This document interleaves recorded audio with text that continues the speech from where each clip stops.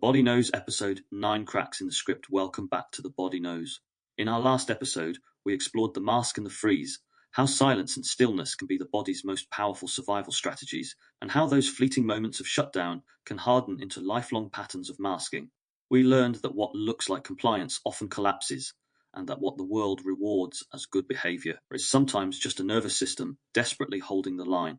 Today, we move to a different kind of survival signal, not the mask. Not the freeze, but the subtle cracks that appear when the story no longer fits the body's truth. I call these cracks in the script. They're the micro moments when something doesn't feel right, when the leader's words clash with their actions, when the group's smile hides a chill in the air, when your gut churns even as everyone else nods along. It's the nervous system whispering leave, long before the conscious mind dares to admit it. These cracks matter because they are often the first step out of manipulation, control, and abuse. The body senses hypocrisy, incongruence, and danger in ways that bypass the polished words and rationalizations. In fact, it is often the only thing that can cut through the illusion. We'll explore this through a scenario, witnessing hypocrisy in a leader. On the surface, the leader commands authority, speaks with conviction, and wears the mask of confidence. But under the surface, their behavior betrays them. And the body notices first a gut churn, a tightening jaw, a sense of unease. We'll unpack this step by step. How neuroception, the nervous system's unconscious risk detection system, spots incongruence before the mind can articulate it. How doubt sneaks in through sensation before it grows into belief. And how this plays out not just in personal relationships, but in politics, culture, and society. I'll also bring in an example from British politics, a prime minister whose public persona is carefully crafted, but whose patterns of manipulation, gaslighting, and projection reveal the traits of narcissism, psychopathy, and sociopathy. Watching him, many people report the same thing, an unease, a sense that something doesn't add up. The nervous system whispers, this isn't right, even as the media tries to smooth over the cracks. And we'll tie it back to lived experience. I'll share how I've felt these cracks in groups and relationships, moments of sudden clarity where intuition spoke louder than social pressure, and I knew, deep down, this isn't where I belong. Finally, as always, we'll close with recognition signs and embodied practices, ways to trust the body's whispers, to pause when the gut churns, and to notice when the script no longer fits. Because if freeze and masking teach us how the body hides, cracks in the script teach us how the body resists, how it leaks truth through sensation, even when words are twisted and stories are distorted. This is the body's quiet rebellion. Let's begin witnessing hypocrisy in a leader. Picture this. You're sitting in a room where the Prime Minister is speaking. The cameras are rolling, the audience is hushed, the script polished. On the surface, everything looks convincing. The words are smooth, the gestures deliberate, the tone carefully measured. But your body disagrees. Real-time breakdown of the experience, the words versus the face. The leader says we stand with the people, but the eyes stay cold, detached. Your gut registers the mismatch before your mind names it. The tone, the voice is steady but flat. No warmth, no resonance. The nervous system picks up the absence of prosody, a subtle clue of insincerity. The group effect. Around you people nod, clap, smile. Your body tightens. Mirror neurons pull you into synchrony, but the gut churn resists. This doesn't feel right. The hypocrisy. Later you recall his actions, dismissing protests, labeling ordinary people, far right, projecting blame while masking his own agenda. The words and the deeds don't align. The churn deepens, traits of the manipulator. This is what happens when a narcissist, psychopath, or sociopath takes power. Masking. They wear different faces for different audiences. In front of the cameras, they're considerate, thoughtful, compassionate. Behind the scenes, dismissive, controlling, even cruel. Gaslighting. When confronted with inconsistencies, they deny, deflect, or accuse you of misunderstanding. I never said that, you misheard me. You're overreacting. Projection. They smear their opponents with the very traits they embody. Honest anger is labeled aggression. Dissent is framed as extremism. The Hoover.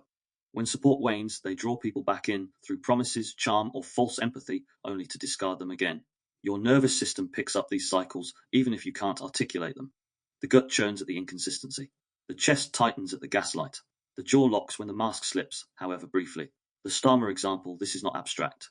We see it in the figure of Prime Minister Keir Starmer. Recently, during public unrest in the UK, he projected lies through media channels, labelling concerned citizens far right, simply for defending their livelihoods, families, and communities. His words dismissed their pain while vilifying them in the eyes of the nation. The media complied, presenting only one side of the story. The manipulator's mask remained intact on screen, calm, reasonable, authoritative. But the body of the watcher, your body, felt the unease, because the script didn't match the lived reality. The gut churned at the hypocrisy, preaching fairness while practicing dismissal. The jaw clenched at the projection, painting ordinary people as extremists. The breath shallowed at the gaslighting, denying what was plainly happening, insisting the problem was you, not him. This is how collective gaslighting works. The manipulator controls the narrative, the media amplifies it, and the public is told to ignore their own sensations. But those sensations are the cracks in the script. Projection as systemic abuse. What's happening here mirrors the cycles of narcissistic abuse in relationships. Love bombing. Early promises of unity and fairness. Devaluation. Label dissenters as dangerous extremists or unworthy. Discard. Ignore their voices, refuse empathy, seek new allies. Hoover. Later, re-enter with new promises when support is needed. It's systemic abuse, scaled up from the personal to the political. And just like in personal relationships, the nervous system knows first. The gut churn is the protest that words cannot silence. The cracks appear. When the leader says one thing but does another, when the mask slips for a moment, the body doesn't lie. You feel it as unease in the gut, heat rising in the chest, a subtle nausea, the urge to look away. These are not overreactions. They are neurophysiological alarms, the body whispering, this isn't the truth. Leave. Personal parallel, I felt this myself. In groups where people smiled while tearing others down. In classrooms where teachers preached fairness while humiliating students. In family systems where words of love masked control and dismissal. Each time, the script looked convincing. But my body resisted. The gut churned, the chest tightened, the air grew heavy. Those were the cracks, the whispers that saved me, even when my mind wasn't ready to believe. This is the heart of today's episode. Hypocrisy cannot hide from the body. Even when words are polished, even when authority is strong, even when the crowd nods along, the body keeps the score. The churn, the tension, the unease, these are the cracks in the script. The psychology of doubt. The cracks in the script begin in the body, but they don't stay there. Over time, sensation grows into thought. Unease becomes doubt, and doubt becomes a force powerful enough to break entire systems. Cognitive dissonance in 1957, the psychologist Leon Festinger coined the term cognitive dissonance to describe the discomfort we feel when our beliefs and our experiences clash. If a leader says, I value truth, but is caught lying, dissonance arises. If a parent says, I love you, but humiliates you, dissonance arises. If a group preaches unity, but practices exclusion, dissonance arises. The nervous system registers this clash as unease. The mind scrambles to resolve it because dissonance feels unbearable. 3 strategies for resolving dissonance. People respond to dissonance in predictable ways. 1. Denial. I must have misheard. They didn't mean it that way. The body whispers danger, but the mind silences it to preserve belief. 2. Rationalization. Everyone lies sometimes. It's not a big deal. The unease is smoothed over by excuses, even as the churn remains. 3. Re-evaluation. If the words and actions don't match, maybe the leader isn't who I thought. Here the crack widens into true doubt. Belief begins to shift. Most people linger in denial or rationalization, especially when the cost of doubt is high. To admit hypocrisy in a leader, a parent, or a partner means risking belonging, stability, even safety. That's why many cling to the script, even when the body screams otherwise. Why small cracks matter. It's often not the big scandals that shake belief, it's the tiny inconsistencies, a repeated story that changes detail by detail, a smile that doesn't reach the eyes, a phrase dismissed with, I never said that, when you know you heard it. Small cracks are harder to dismiss because they accumulate. Each one is a reminder that something doesn't fit. Each one deepens the churn. Eventually the body cannot ignore it, and the mind is forced to reckon with reality. The emotional cost of doubt is not easy. It brings grief, anger, and betrayal. To admit a leader is manipulative, a parent abusive, a group toxic, is to face the loss of safety, belonging, and identity. This is why abusers and manipulative systems gaslight so intensely, because they know if the victim trusts their doubt, the illusion will collapse. For me, this was true in personal groups I once trusted. I felt the gut churn long before I admitted to myself, they don't have my best interests at heart. When I finally acknowledged the doubt, it was liberating but also painful. It meant stepping away, risking isolation, and facing the betrayal. Doubt as resistance. From a psychological perspective, doubt is not weakness, but it's resistance. The churn in the gut, the tightening chest, the urge to pull away, these are the nervous system refusing to comply with a false script. They are the body's way of keeping a thread of authenticity alive, even in the face of pressure to conform. This is why authoritarian leaders, narcissistic partners, and manipulative groups all attack doubt so viciously. They ridicule it, punish it, silence it, because doubt, if left to grow, can break the entire illusion. When Starmer projected blame onto ordinary citizens, labeling them far-right, the dissonance was immediate. People knew in their bodies that protecting family, home, and livelihood wasn't extremism. The gut churned at the hypocrisy. But many silenced that churn because the cost of dissent was too high. This is cognitive dissonance at scale. A population forced to hold contradictory beliefs, Our leaders protect us because our leaders are gaslighting us. The cracks are there. Whether they widen depends on how people respond to their doubt, denial, rationalization, or re-evaluation. The body leads, the mind follows. The key insight is this: doubt begins in sensation, not thought. The body spots the inconsistency first. The mind scrambles to resolve it. And only later, when the cracks are undeniable, does belief shift. This means that listening to the body isn't just self-care, it's resistance. It's the first step in breaking free from manipulative scripts, whether in relationships, groups, or entire nations. Personal reflection. When the body whispered first. When I talk about cracks in the script, I'm not speaking about abstract theory. I'm speaking about my own lived experience. About those moments when the words in the room said one thing, but my body said another. About the gut churn that came before the thought, the tightening chest that came before the belief, the sense of unease that came before I ever dared admit to myself, this doesn't fit. This isn't right. I need to leave. The group that turned cold. I remember walking into a group of people I once called friends. Earlier that evening, before I arrived, one person had been rude to another. When I entered, I could feel the tension immediately. It was thick, heavy, almost tangible. No one said anything, but my nervous system picked it up before my mind could process it. I became quieter, less active in joining the conversation. Then there was an outburst, sharp words exchanged. The group's attention pulled to the conflict. I watched everyone glance at each other in a split second, eyes darting, faces tightening. It wasn't just about the two people arguing. It was about the whole atmosphere. When the person who had sparked the tension finally left, the group exhaled, but instead of relief, the energy turned sinister.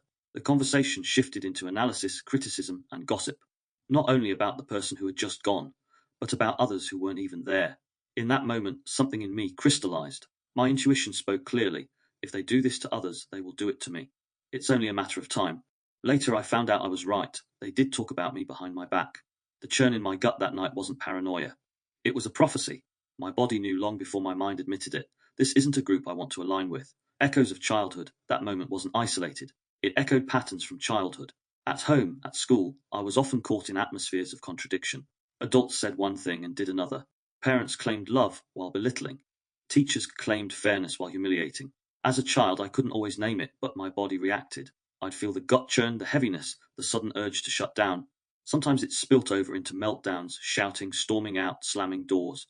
Sometimes it froze me into silence, still compliant, invisible. And each time, the script was the same. The adults denied the contradiction. They labeled me the problem. Defiant, sensitive, overreacting. But the truth is, I was sensing hypocrisy. My nervous system was telling the truth, even when my voice couldn't. Selective mutism and the pain of invalidation. There were times I literally couldn't speak. When emotional stress and duress pushed me into selective mutism, words just would not come. People pressed me. What's wrong? Say something. But the harder they pressed, the more impossible it became. This wasn't defiance. It was a nervous system collapse. The freeze response shuts down speech pathways. And each time it happened, the invalidation cut deeper. I wasn't only struggling with overwhelm, but I was also punished for it. That's what I mean when I say I was double punished. First, the nervous system is shutting me down. Second, by people refusing to understand, seeing only behavior, not biology.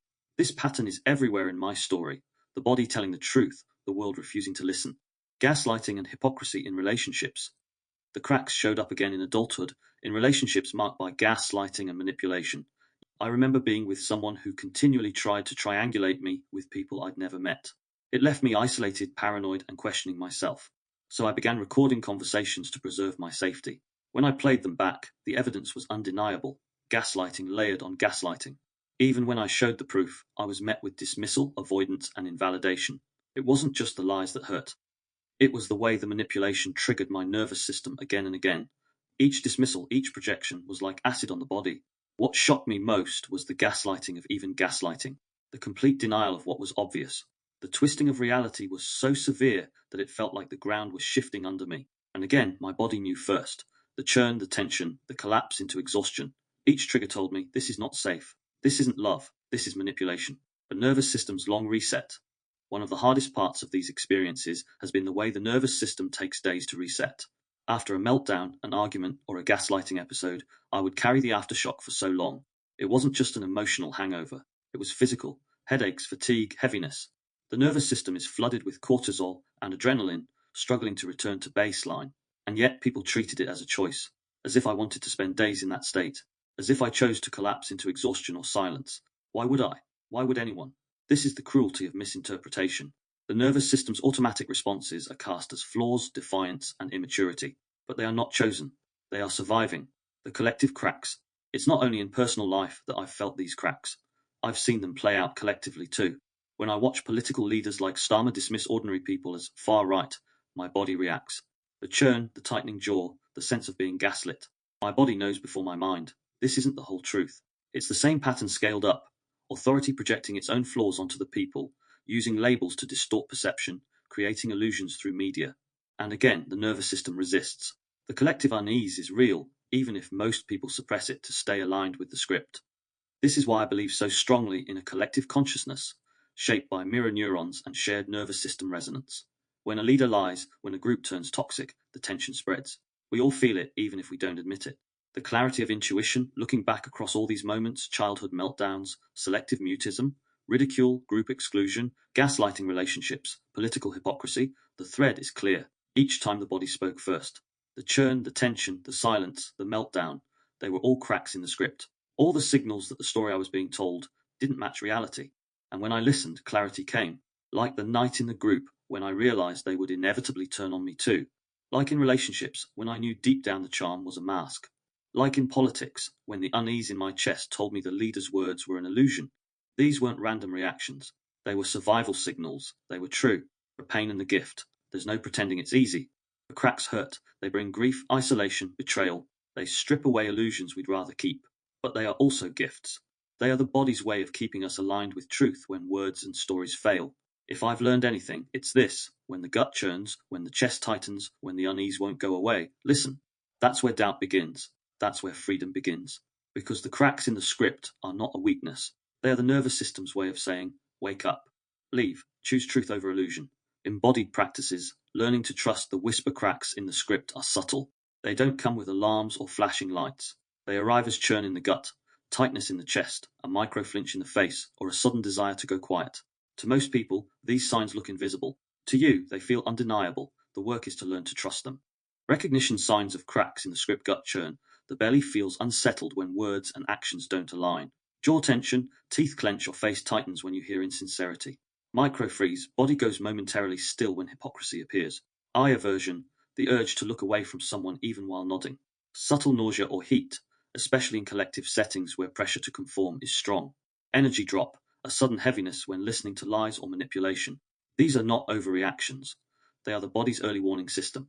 Practice 1. The 3S breath. When you feel the crack, the gut churn, the jaw lock, the sudden unease, pause and take 3 slow breaths. Inhale through the nose, hold gently for a beat.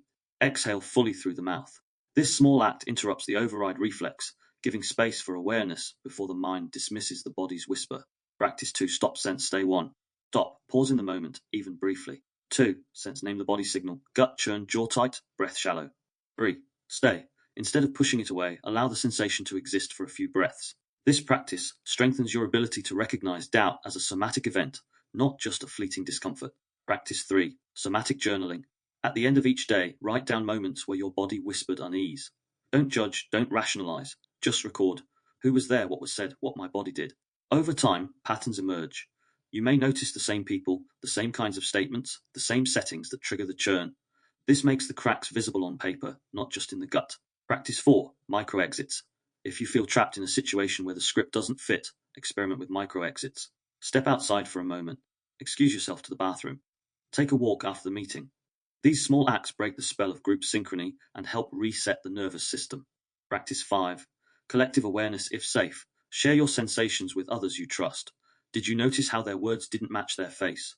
This not only validates your experience, but helps break the collective illusion. Often, others felt the churn too, but needed permission to name it. Why practices matter. The nervous system doesn't just detect hypocrisy, it also learns whether or not you'll listen. If you constantly override the gut churn, the signals may grow louder, spilling into exhaustion, anxiety, or collapse. If you learn to honor them, the body begins to trust you again, offering clarity sooner and with more precision. A reflection prompt. Think back to a time when you ignored the churn and stayed in the script. How did it feel afterwards? Now think of a time when you trusted the whisper and left. What was the difference? Writing this down, or even just sitting with it, teaches the body-mind connection that doubt is not betrayal, it's protection. The practices may seem small, but so are the cracks. It's the accumulation of tiny signals and tiny acts of trust that eventually breaks the illusion wide open. When the whisper becomes a break, we've travelled a lot of ground today. From the subtle churn in the gut to the roar of hypocrisy on the public stage, we've seen how doubt begins in sensation. Long before belief collapses, long before the mind admits it, the body whispers, leave. We've explored how neuroception scans for incongruence, how microsignals betray hypocrisy, and how cognitive dissonance pushes people to deny or rationalize what they feel. We've seen how philosophy, culture, and spirituality all affirm the same truth. The body knows when the story doesn't fit. We've looked at the manipulative patterns of narcissists, psychopaths, and sociopaths, whether in personal relationships or in politics, and how their masks slip, their words clash with their deeds, and the nervous system catches them even when society applauds. And we've walked through my own reflections, the groups that gossiped behind backs, the gaslighting in relationships, the cracks in childhood scripts, all the moments when my body knew before I did. The message is simple but profound. The cracks are not a weakness. They are resistant. They are the body's rebellion against illusion. A closing reflection: think of a time when you felt unease, a churn, a tightening, a silence, but dismissed it. What would it mean to honor that whisper next time? To treat the crack not as confusion but as clarity? Write it down, hold it, let it guide you. Because cracks don't stay cracks. Left ignored, they deepen. Left honored, they can point the way out. In our next episode, episode 10, Recognizing Exit Points, we'll explore what happens when you finally choose to act on those whispers, when you step away from the group, the relationship, the system. We'll unpack how the body holds both terror and relief in that moment, how to track and journal the signals, and how to rebuild trust with yourself by recognizing that safety sometimes feels like suppression. It's not just about leaving, it's about learning to honor the wisdom that told you to leave in the first place. If you'd like to go deeper, you can also explore my other projects, the Inversiverse, where I map the illusions of control and indoctrination, and the Unfiltered Human on the Fringe, where I journey through shadow emotions with raw honesty. Thank you for listening to The Body Knows. Until next time, remember, the cracks in the script are not your weakness. They are your wisdom. The body always whispers first. The question is, will we listen? James Miller.